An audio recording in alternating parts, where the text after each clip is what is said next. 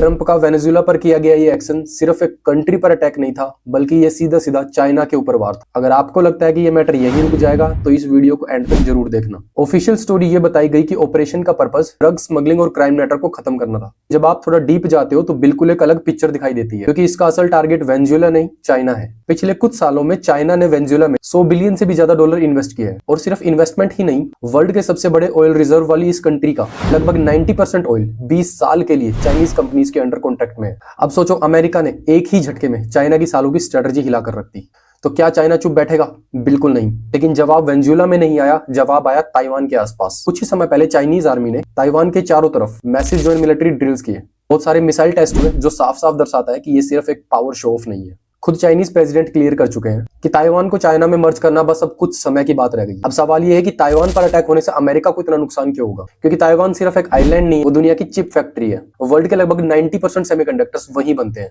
Apple, AMD, Intel, यहाँ तक कि नासा और US मिलिट्री भी ताइवान की चिप्स पर डिपेंड करती है। तो जवाब सिंपल है, अगर चाइना ताइवान के ऊपर अटैक करता है तो वो अमेरिका को इनडायरेक्टली कंट्रोल कर सकता है, जो अमेरिका कभी नहीं चाहेगा कि ऐसा हो। अगर चाइना ताइवान की तरफ बढ़ा तो अमेरिका को भी ग्राउंड पर उतरना पड़ेगा, और फिर आमने सामने होगी दुनिया की लगभग आधी GDP, और हो सकता है यही वर्ल्ड वॉर 3 का संकेत हो।